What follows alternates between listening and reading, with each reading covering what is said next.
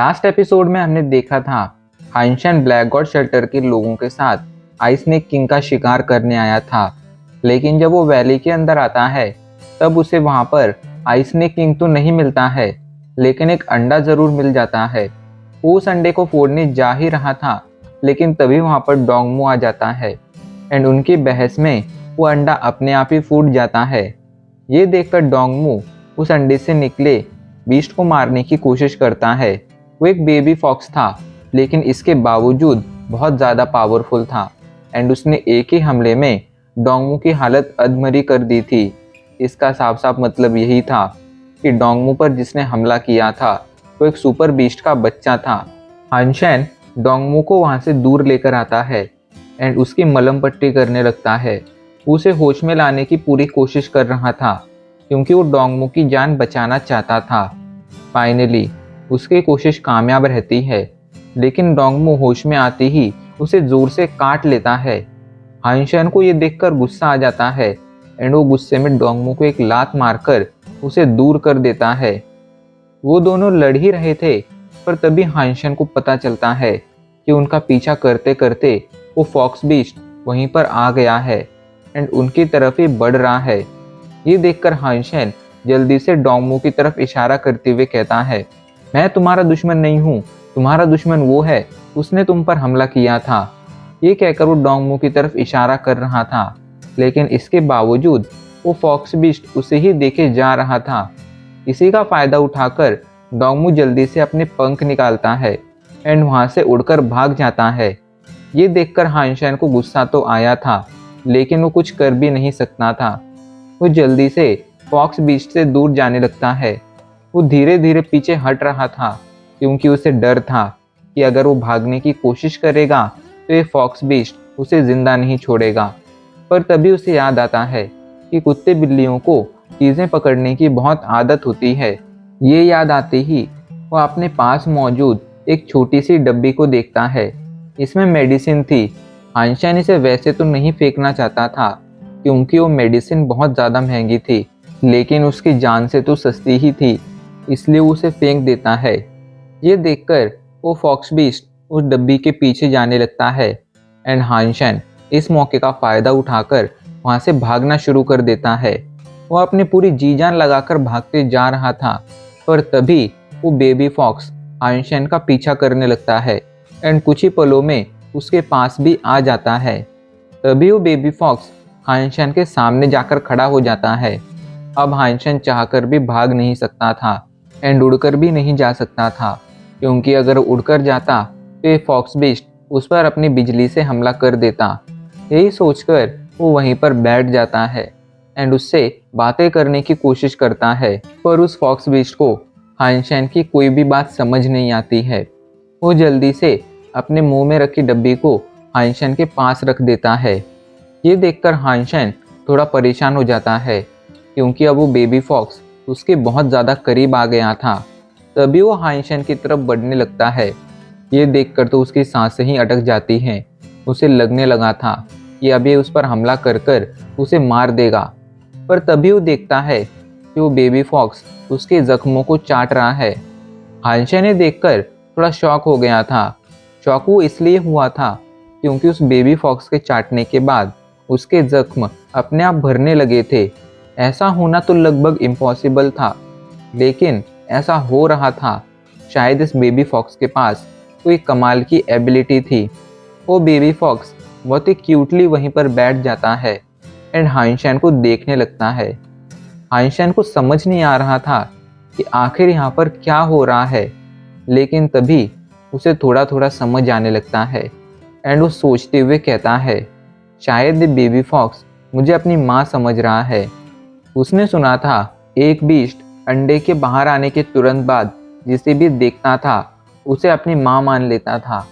शायद ऐसा ही हो रहा था। ये सोचकर वो राहत की सांस लेता है एंड डिसाइड करता है कि उस बेबी फॉक्स को अपने साथ रखेगा, लेकिन वो इसे अपने साथ गॉडेस शेल्टर लेकर नहीं जा सकता था। इसलिए उसने डिसाइड किया था कि उस बेबी फॉक्स को क्रिस्टल पैलेस में रखेगा, क्योंकि वहाँ पर ये किसी को भी नुकसान नहीं पहुँचा सकता था। ये बेबी फॉक्स भले ही बहुत ज़्यादा पावरफुल नहीं था, मतलब एक सुपर बीस्ट के कंपैरिजन में कमजोर ही था, क्योंकि अभी भी एक बेबी ही था। लेकिन जब ये बड़ा हो जाता तब इससे हाइंशन की पावर बहुत ज़्यादा बढ़ जाती। यही सोचकर हाइंशन ने इसे अपना पेट बनाने का डिसीजन लिया था। हाइंशन अपने पंख निकालकर अपने हाथों में बेबी फॉक्स लिए उड़ ही रहा था। तभी वो देखता है कि रास्ते में ही वहाँ पर आइस स्नेक किंग है। आइस स्नेक किंग को यहाँ पर देखकर हाइंशन पहले तो शॉक हो गया था। उसे समझ नहीं आ रहा था कि पिछली बार जब वो यहाँ से गुजरा था तब उसे आखिर आइस स्नेक किंग क्यों नहीं मिला था। लेकिन फिर उसे समझ आने लगता है, शायद वो इस फॉक्स बीस्ट की वजह से चिपकर बैठा था एंड अब बाहर आ चुका है। इधर जब वो स्नेक्स बेबी फॉक्स को देखते हैं तो दोबारा से चिपने लगते हैं। ये देखकर हाइंशन समझ गया था कि अगर वो बेबी फॉक्स को लेकर इनके पास गया तो ये लोग कभी बाहर ही नहीं आएंगे एंड हाइंशन इनका शिकार नहीं कर पाएगा। इसलिए हाइंशन बेबी फॉक्स को वहीं छोड़ देता है, जिसके बाद वो आइस स्नेक किंग के पास जाता है एंड उसे अपने पीछे लगा देता है। हाइंशन हेवनली गो का यूज़ करते हुए वहाँ से भागता जा रहा था एंड उसके पीछे आइस स्नेक किंग लगा हुआ था। आइस स्नेक किंग उसे मारने की हर मुमकिन कोशिश करता है, लेकिन हाइंशन की हेवनली गो सच में बहुत ज़्यादा कमाल की थी, इसलिए वो हाइंशन को पकड़ तक नहीं पाता है। ऐसे ही भागते भागते हाइंशन उसे वैली की एंट्रेंस तक लेकर आता है। एंट्रेंस पर सभी लोग उसका इंतज़ार कर रहे थे। जैसे ही उन्हें हाइंशन दिखाई पड़ता है वो सभी लोग हाइंशन के पीछे देखते हैं एंड वहाँ पर उन्हें स्नेक्स दिखाई पड़ते हैं। इतने पावरफुल स्नेक्स को देखकर वो लोग पहले तो थोड़ा घबरा गए थे। इधर हाइंशन ने उन सभी को फाइट ज्वाइन करने का ऑर्डर दिया था, जिसके बाद उसने अपने शैबल पंजे बाहर निकाल लिए थे एंड वो खुद जाकर आइस स्नेक किंग से फाइट करने लगा था। वो सभी इवॉल्वर्स हाइंशन का फाइट में साथ देने लगते हैं। वहाँ पर कई सारे आइस स्नेक मौजूद थे। वो सभी एक के बाद एक उन आइस स्नेक को मारते जा रहे थे। इधर हाइंशन अकेला आइस स्नेक किंग से फाइट कर रहा था। वो आइस स्नेक किंग पर कई सारे हमले करता है, लेकिन इनका कोई फ़ायदा नहीं होता है, क्योंकि आइस स्नेक किंग की स्किन हद से ज़्यादा मजबूत थी। इसलिए उसके हमलों का आइस स्नेक किंग पर कोई असर ही नहीं हो रहा था। ये देखकर हाइंशन सोच में पड़ गया था कि आखिर उसे क्या करना चाहिए। थोड़ा सोचने के बाद वो कहता है, तुम सभी आइस स्नेक किंग से फाइट करो, मैं ज़रा ब्रेक लेकर आता हूँ। ये कहकर हाइंशन उन सभी से दूर आ जाता है। इधर जब वो लोग देखते हैं कि हाइंशन उन सभी को अकेला छोड़कर खुद वहाँ से भाग गया है, तो उन सभी को हाइंशन पर गुस्सा आने लगता है। उन्हें लग रहा था कि हाइंशन ने उन्हें यहाँ पर इस आइस स्नेक किंग के साथ फंसा दिया है, पर तभी अचानक से उन्हें फील होता है कि उनके पास मौजूद सभी बीस्ट सोल की पावर बहुत ज़्यादा बढ़ गई है। असल में हाइंशन ने अपनी हेलो बीस्ट स्पिरिट का यूज़ किया था। हेलो बीस्ट सोल का यूज़ करने की वजह से उसके सभी साथियों की जो बीस्ट सोल थी उनकी पावर लगभग 30 से 40% बढ़ गई थी। उसके पास एक हेलो बीस्ट सोल देखकर ये सभी लोग थोड़ा सोच में पड़ गए थे कि आखिर ये बंदा इतना ज़्यादा मिस्टीरियस है। इधर हाइंशन दूर से उस आइस स्नेक किंग को देख रहा था। वो उसे ऑब्जर्व कर कर उसकी वीकनेस का पता लगाना चाहता था, पर तभी वो देखता है उसके पीछे हटने की वजह से वो आइस स्नेक किंग इन सभी इवॉल्वर्स पर भारी पड़ने लगा है। ये देखकर हाइंशन उन सभी को गाइड करने लगता है, आखिर उन्हें किस डायरेक्शन से किस तरह उस बीस्ट पर हमला करना है। पहले तो वो लोग हाइंशन की बात ठीक से समझ नहीं पा रहे थे, लेकिन बाद में हाइंशन की बात मानने की वजह से उन्हें फाइट में अपनी पोजीशन इम्प्रूव होती हुई दिखाई पड़ती है। हाइंशन के लिए बैटलफील्ड एक चेस बोर्ड की तरह था एंड वहाँ मौजूद सभी लोग उसके लिए एक प्यादों की तरह थे। इस वजह से हाइंशन उन्हें बहुत इजीली कंट्रोल एंड मैनिपुलेट कर पा रहा था। तभी वो एक मौका देखता है एंड सीधा जाकर उस आइस स्नेक किंग के सर पर हमला करता है। उसके पंचेज में इन फोर्स थी, लेकिन इसके बावजूद उनका उस स्नेक किंग पर कोई असर नहीं होता है, क्योंकि इससे पहले कि हाइंशन का हमला उसके सर पर लग पाता उसने हाइंशन को नीचे फेंक दिया था। ये देखकर हाइंशन जल्दी से सभी इवॉल्वर्स को उस आइस स्नेक किंग को डिस्ट्रैक्ट करने के लिए कहता है एंड उसे चारों तरफ से घेरने के लिए कहता है। उसके सभी साथी उसका हर एक ऑर्डर मान रहे थे एंड उस आइस स्नेक किंग पर लगातार हमला करते जा रहे थे, जिस वजह से हानशेन की पोजीशन वक्त के साथ और ज़्यादा बेटर होती जा रही थी। हानशेन एक मौके की तलाश में था। थोड़ी देर की ऑब्जर्वेशन के बाद उसे वो मौका मिल जाता है। हानशेन अब ज़्यादा नहीं सोचता है एंड जल्दी से आइस स्नेक किंग के सर के ऊपर जाकर उसके सर पर एक जोरदार इन पंच मारता है। पंच में मौजूद इन फोर्स की वजह से आइस स्नेक किंग का दिमाग अंदर से डैमेज हो गया था। अब वो क्या कर रहा था, इस चीज़ पर उसका ही कंट्रोल नहीं था। वहीं हानशेन एक के बाद एक उसे पंच मारना जारी रखता है। उसके पंच बहुत ज़्यादा पावरफुल थे एंड उनमें इन फोर्स थी, इसलिए आइस स्नेक किंग उसके पंचेस को ज़्यादा देर तक सहन नहीं कर पाता है एंड मारा जाता है। उसके मरते ही हानशेन की पावर स्क्रीन पर नोटिफिकेशन आता है कि एडबल रैंक का बीस्ट आइस स्नेक किंग मारा गया। आपको आइस स्नेक किंग की बीस्ट सोल हासिल हुई है। 0 से 10 एडबल रैंक की जीन पॉइंट्स हासिल करने के लिए इसका मीट कंज्यूम कीजिए। हानशेन इस शिकार से बहुत ज़्यादा खुश था। वो जल्दी से आइस स्नेक किंग की बीस्ट सोल चेक करता है। वो एक स्वॉर्ड थी जो काफ़ी ज़्यादा पतली थी पर मजबूत भी थी। हानशेन ये देखकर काफ़ी ज़्यादा खुश था। एक बार वो इस स्वॉर्ड को वायलेंट स्टेट में कन्वर्टेड बीस्ट सोल में बदल देता तो इसकी पावर और ज़्यादा बढ़ जाती एंड हानशेन के पास जब ऐसी 2 बीस्ट सोल आ जाती तो हानशेन उनके साथ उन दोनों ट्विन स्पिरिट का सामना कर कर उन्हें मार सकता था।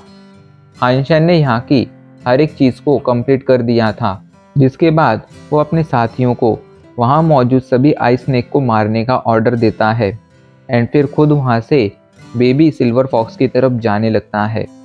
हानशेन उस बेबी फॉक्स को एक जगह पर छोड़कर आया था, क्योंकि अगर वो उसे अपने साथ लेकर आता तो आइस स्नेक किंग कभी बाहर ही नहीं आता।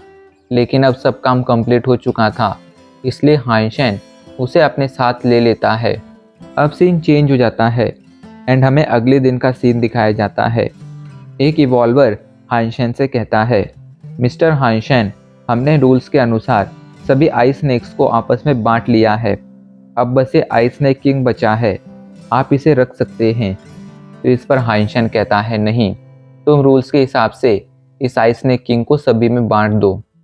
हानशेन को इतना जेनरस होता देख वो सभी चौंक गए थे। वो जल्दी से हानशेन को थैंक यू बोलते हैं। हानशेन बस मुस्कुरा देता है। उसने सोच समझकर ये स्टेप लिया था। जिसके बाद वो एक इवॉल्वर के पास जाता है एंड उससे कहता है, वैंगली, मैं एक स्केर्डबर्ड रैंक की बीस्ट सोल स्वॉर्ड खरीदना चाहता हूँ। क्या तुम्हारी नज़र में कोई ऐसा इंसान है जो इस तरह की कोई बीस्ट सोल बेच रहा हो? ये सुनकर वैंगली थोड़ा सोच में पड़ जाता है, लेकिन जिसके बाद वो कहता है, मास्टर हानशेन, मैंने सुना है कि यहीं पास में एक रॉयल स्पिरिट शेल्टर है जिसका नाम डेमन किंग शेल्टर है। वो एंशिएंट फॉरेस्ट के वेस्ट डायरेक्शन में है। शायद आपको वहाँ पर कुछ मिल सकता है। वहाँ पर अक्सर स्केर्डबर्ड रैंक की बीस्ट सोल आती रहती हैं। इस पर हानशेन उससे शेल्टर के बारे में और पूछता है, तो इस पर वैंगली उसे बताता है, वो शेल्टर यहाँ से काफ़ी दूर है, लेकिन अगर आप प्रॉपर मैप का यूज़ करेंगे तो बहुत इजीली वहाँ पर पहुँच जाएंगे। रुकिए, मैं आपके लिए उस मैप का इंतज़ाम करता हूँ। ये सुनकर हानशेन भी खुश हो गया था। असल में daemon king shelter black God shelter से काफ़ी ज़्यादा दूर था, लेकिन वो एंशिएंट फॉरेस्ट के काफ़ी पास था एंड वहाँ जाकर हानशेन 20 सोल की तलाश कर सकता था। वो इसी ख्याल में था, तभी एक इंसान आकर उसे बताता है कि एक लड़का जिसका नाम डोंगमू है वो आपसे मिलना चाहता है। हानशेन सोच में पड़ गया था कि आखिर डोंगमू उससे क्यों मिलना चाहता है, लेकिन फिर वो डोंगमू से मिलने का डिसीजन लेता है। डोंगमू उससे मिलकर पूछता है, मैंने सुना है कि तुमने ब्लैक गॉड को मारा है, क्या तुम्हारी असैसिनेशन स्किल अच्छी हैं? इस पर हानशेन कहता है, हाँ, वो ठीक ठाक हैं। तो डोंगमू पूछता है, क्या तुम पैसे कमाना चाहते हो? असल में मैं अभी के लिए एक हाइपर जीनाट की प्रैक्टिस कर रहा हूँ एंड मुझे उसमें एक साथी चाहिए। अगर तुम मेरे साथी बनते हो तो मैं तुम्हें उसके लिए काफ़ी अच्छा पे कर सकता हूँ। तो हानशेन पूछता है, आखिर तुम मुझे ही अपना साथी क्यों बनाना चाहते हो? तो डोंगमू मुस्कुराते हुए कहता है, तुमने ब्लैक गॉड को मारा है, मतलब तुम्हारी असैसिनेशन स्किल काफ़ी अच्छी होंगी, साथ ही साथ तुम पावरफुल भी हो, इसलिए मैंने तुम्हें चुना है। इस पर हानशन भी मान जाता है। उसे थोड़े पैसे कमाने में कोई दिक्कत नहीं थी। वो उससे पूछता है, आखिर हमें कब प्रैक्टिस शुरू करनी है? तो डोंगमू कहता है, अगर तुम्हारे पास टाइम है तो चलो अभी ही शुरू करते हैं। ये सुनकर हानशन उससे पूछता है, पर तुम तो अभी भी घायल हो, क्या तुम प्रैक्टिस कर पाओगे? तो इस पर डोंगमू कहता है, ये मैटर नहीं करता है कि मैं घायल हूँ या नहीं। अगर मुझे कॉइन को हराना है तो मुझे हर एक कंडीशन में हर एक चीज़ सीखने के लिए तैयार रहना चाहिए। भले ही मैं घायल हूँ, लेकिन मैं अभी इस कंडीशन में तो हूँ कि प्रैक्टिस कर सकते हैं, इसलिए चलो प्रैक्टिस करते हैं। हानशन ये सुनकर चौंक गया था कि डोंगमू असल में कॉइन को हराना चाहता है, लेकिन अब उसे डोंगमू पर तरस आने लगा था, क्योंकि डोंगमू ने उसे ही फाइटिंग की प्रैक्टिस के लिए अब चूज़ किया था। ऐसे में हानशन उसकी मार्शल आर्ट टेक्निक की हर एक कमी जान जाता। इन फ्यूचर में जब वो कॉइन भरकर उससे फाइट करता, तब वो बहुत इजीली डोंगमू को हरा देता। बेचारा डोंगमू, उस पर अब हानशन को तरस आने लगा था। एंड अब इसी के साथ हमारा एपिसोड आज यहीं पर ख़त्म हो जाता है।